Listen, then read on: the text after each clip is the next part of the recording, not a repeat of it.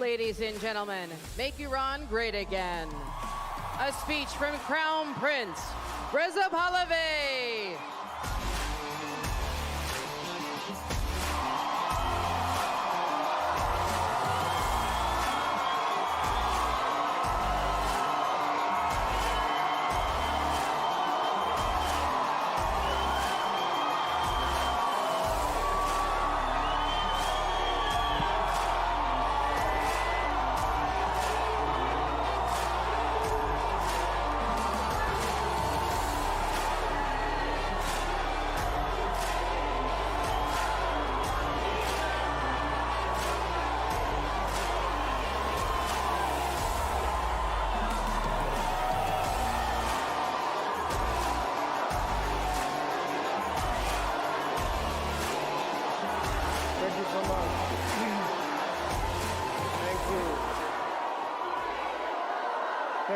Thank you so much. Thank you. Thank you. Thank you. سپاسگزارم. سپاس.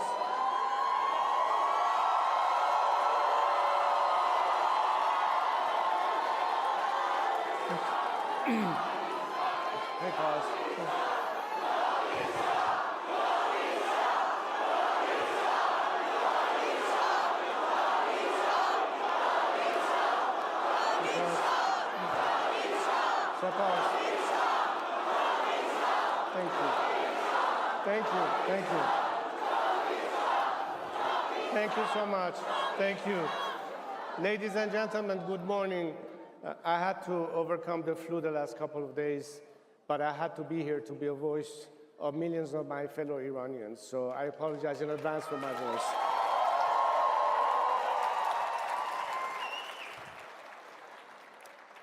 I begin today in the memory of my fallen compatriots, the heroes of my country who have fought, bled, and died, not only for their own freedom and for the liberation of Iran from the clutches of an evil, depraved regime that has held us hostage for 47 years, but for the freedom, peace, and security of the world.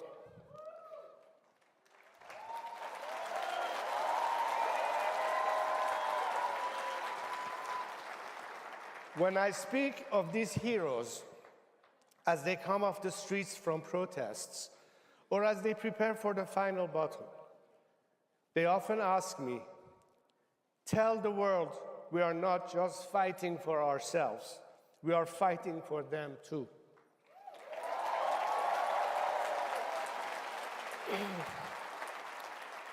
So it is in that spirit and in their honor that I ask you to close your eyes for a moment and imagine a free Iran. No more nuclear threats, no more terrorism, no more hostage-taking, no more closing of the Strait of Hormuz, no more blackmailing of the global community. Imagine an Iran that instead of exporting terrorism is promoting freedom. Freedom to its people, stability to its neighbors, national security and economic opportunity for the United States and the free world.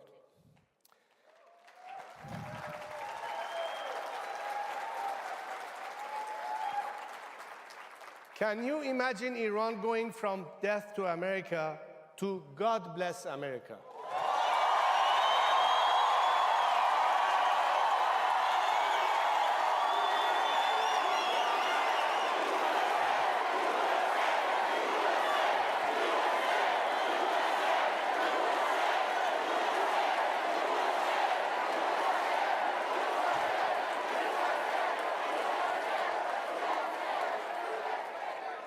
Well, I too can, because I have seen the true soul of my people. Let's remember, on 9/11, one of America's darkest hours, when your enemies, and even some who claim to be your friends, celebrated those horrific attacks, the Iranian people did something the world wasn't supposed to see. They risked their lives to hold candlelight vigils in the heart of Tehran.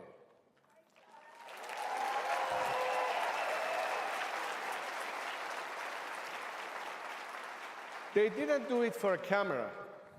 They did it for a friend in pain. That is the true face of Iran. Unlike the regime that worships death and destruction, the Iranian people celebrate life and liberty. That's why I can imagine an Iran that exports engineers instead of extremists, startups instead of suicide bombers, energy instead of hatred. I can imagine a Middle East where Iran is no longer a source of chaos, but an anchor of stability.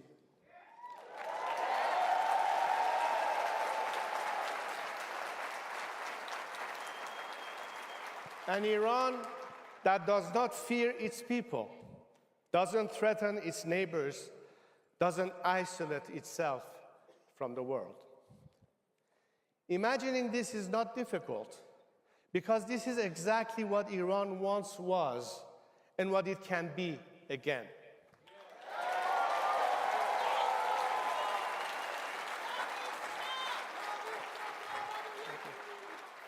When Iran is free, the Middle East changes. When Iran is free, America regains a great friend.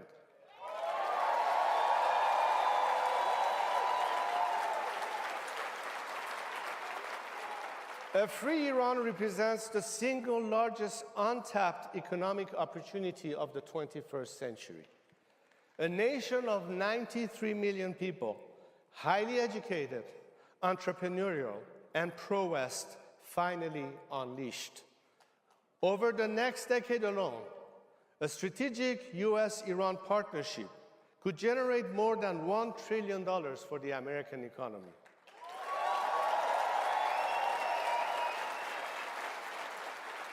Imagine a new Middle East where Iran is a friend of Israel, where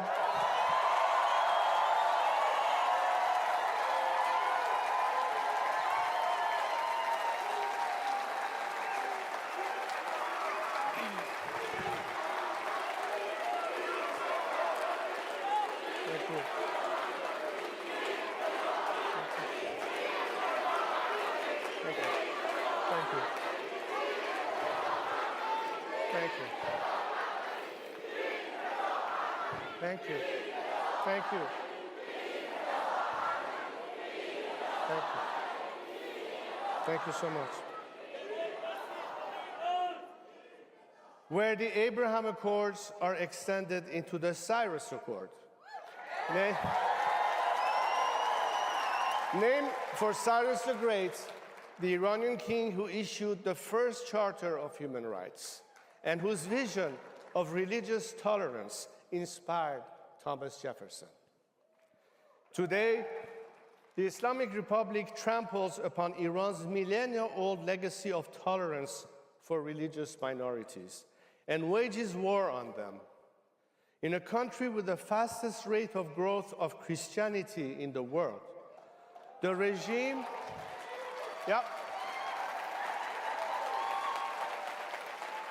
the regime and its IRGC storm into and ransack underground house churches, detain and torture pastors, and persecute and execute evangelists and Christian converts. This is the Islamic Republic, not the true Iran, not the vision we have for the future. Under this vision, Iran, the United States, Israel, and our Arab neighbors are bound together in peace and prosperity rather than conflict and terror.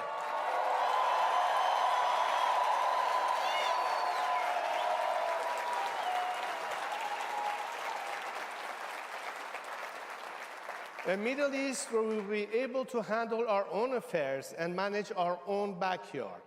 when we can put an end to the endless wars and allow our American friends to bring back their sons and daughters in uniform and focus where they want to, back home.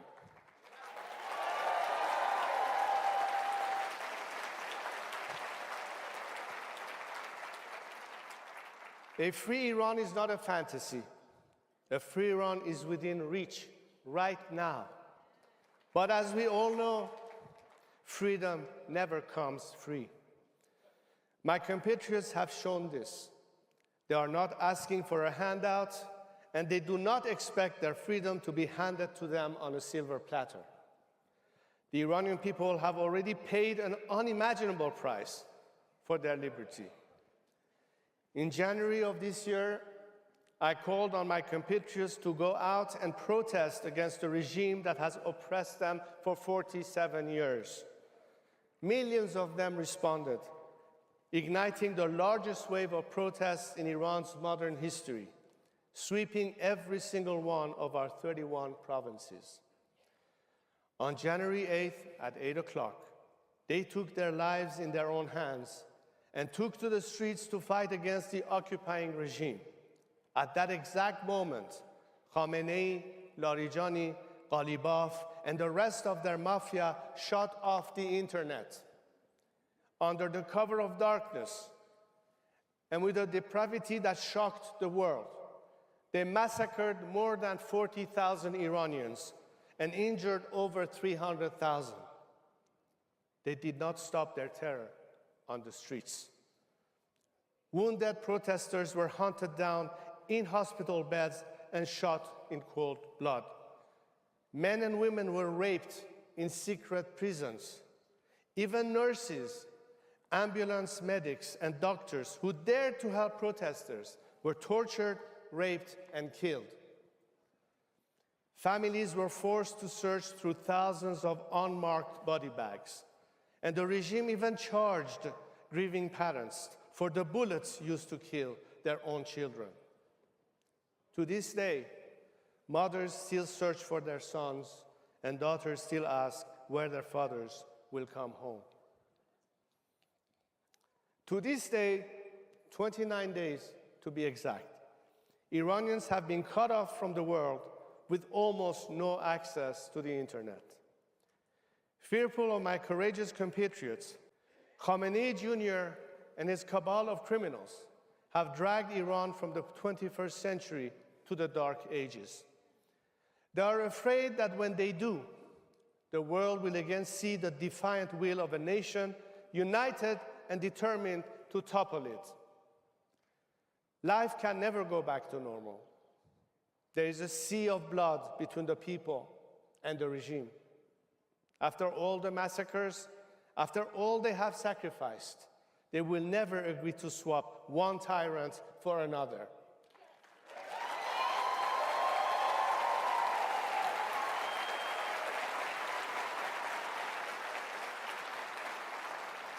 And another anti-American tyrant will not serve American interests either.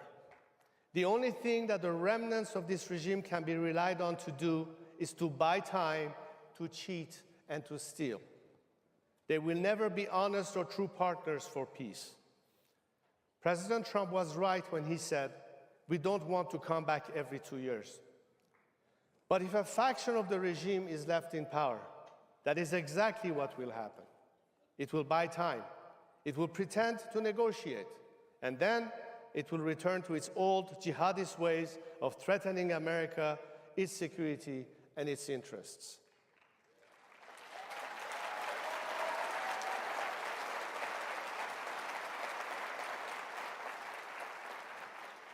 They might promise a short period of artificial calm, but it would inevitably be followed by the same terrorism, the same nuclear blackmail, and the same cries of death to America.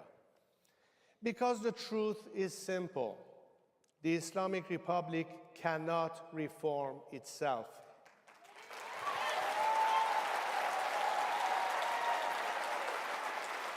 You cannot reform a snake. Venom is in its DNA.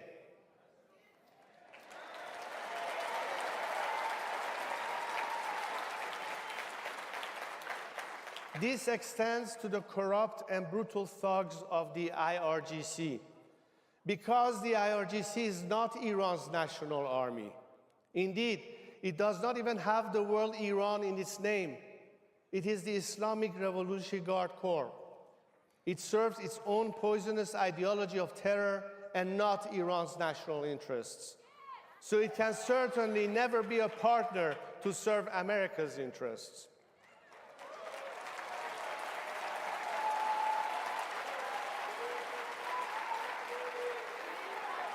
Thank you. Thank you. Thank you so much. Thank you. Thank you so much. Thank you. Thank you so much. I have 4 minutes left. I'm halfway through my speech. The only path to lasting peace and stability runs through a clean break with this regime.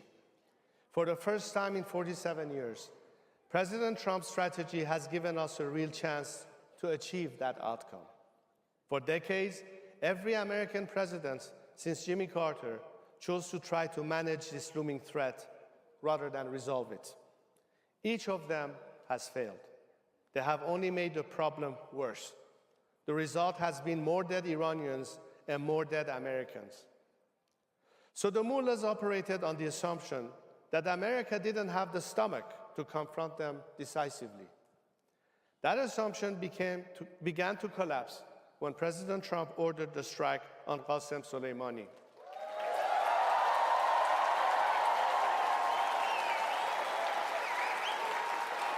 And once the meet...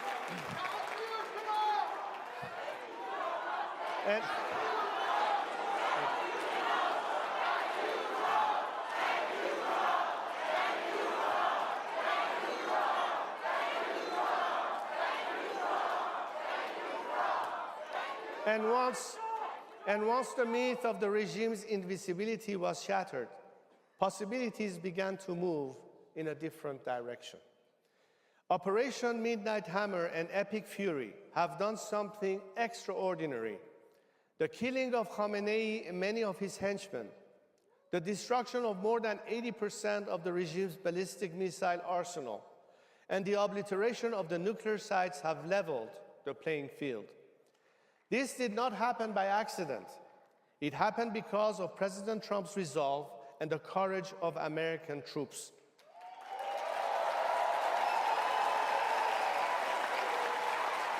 And on behalf of millions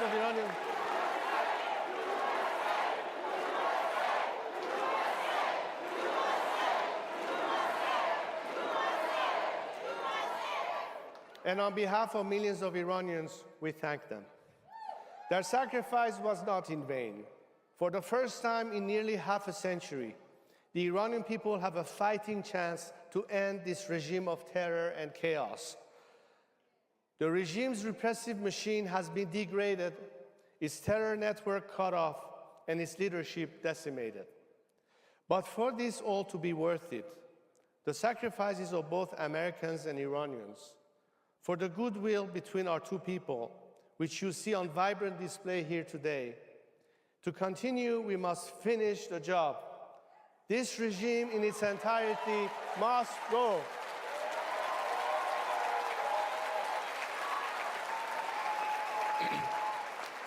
If we do not finish the job and leave a rump of the regime in place, the threat posed by this Islamic Republic will not be solved. It will only be made worse. Those who have spent 47 years sowing chaos cannot be trusted to bring about stability. Terrorists cannot be trusted to bring peace. If they are left in place, they will bring only more of the instability, chaos, and destruction they have brought for 47 years. They are not pragmatists. They are thugs. They are not deal makers. They are agents of chaos. But the other path, the path which finishes the job once and for all, will leave a legacy of peace and prosperity that historians and scriptwriters could only dream of.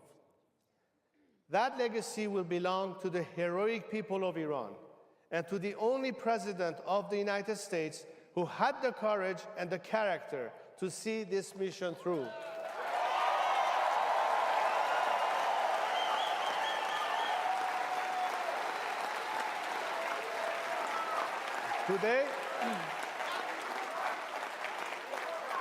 Today, that is the precipice on which we stand, the precipice of true greatness. Iranians are ready to play their part. The final blow will be delivered by the people of Iran themselves. They are already on the ground, and they have already demonstrated their extraordinary courage. They are ready to fight again, but they must be given the chance to do so. As President Trump, Prime Minister Netanyahu, and myself have urged, they are taking shelter while the bombs are falling. But when the right moment arrives, as in January, I will call on them to rise up again.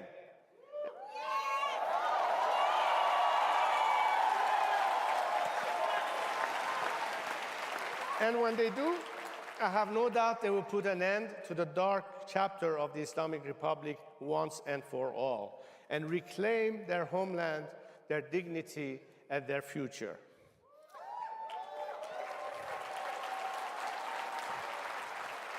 But bringing down a regime is only the beginning.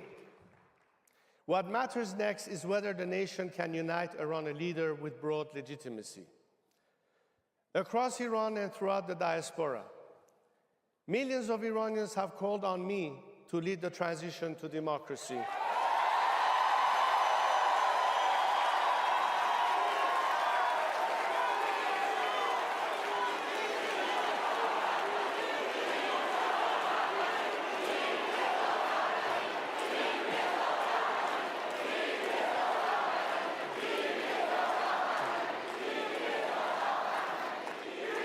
Thank you. I have accepted that call, not to serve myself. I have accepted that call not to serve myself, but to serve my nation and my people. In recent years, I have unified a broad coalition of dissidents, Republicans and monarchists, left and right, men and women of all ages, religions, and ethnicities. Even people who were former political opponents have joined the movement to free Iran under my leadership.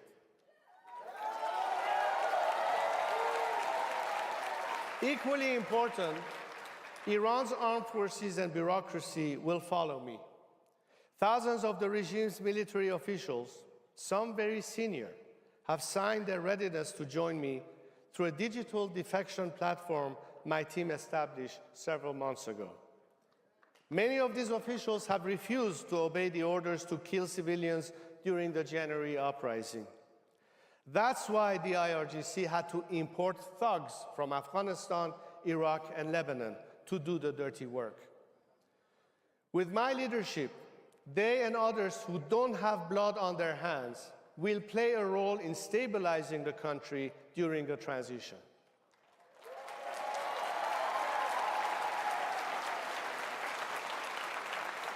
Iran is not Iraq. We will not repeat the catastrophic mistake of de-Baathification.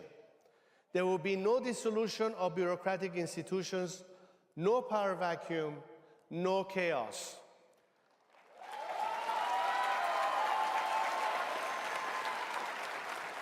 The transition will be orderly, and my team of experts have produced a detailed plan called the Iran Prosperity Project, or IPP.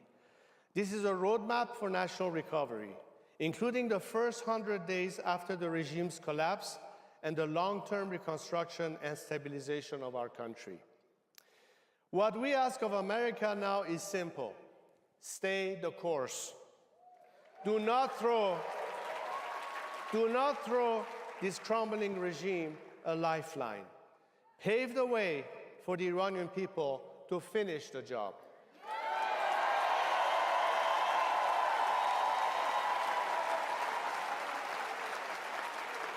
Because freedom is not an American story alone. It is the story of all people who refuse to live on their knees It is the story America wrote in 1776. And today, it is the story the Iranian people are writing with their courage and sacrifice.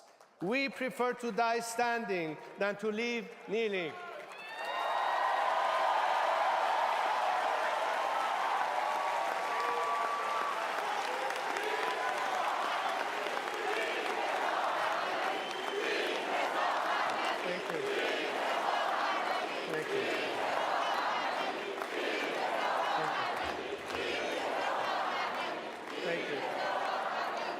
So, 2026 marks the 250th birthday of the United States.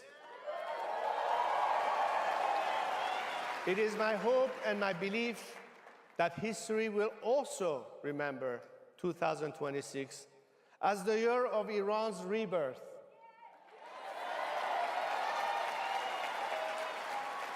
What my people are fighting for is the rebirth of our 2,500-year-old civilization.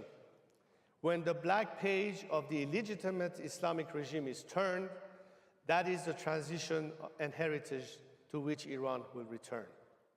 So in 2026, our two nations are reaching for a new chapter, both determined to be great.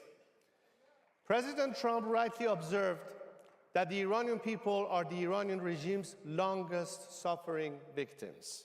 He told them, the hour of your freedom is at hand, and they are already ready to meet this moment. The Iran story is not yet finished.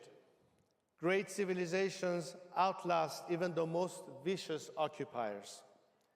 With your help and with the courage, sacrifice, and heroism of Iran's greatest youth, our best, latest chapter is being written right now.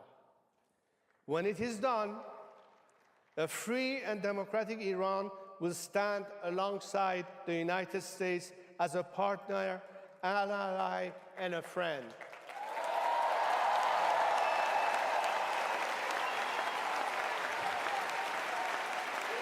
Thank you.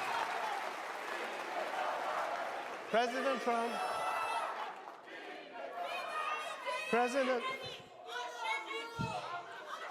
thank you. President Trump is making America great again. I intend to make Iran great again.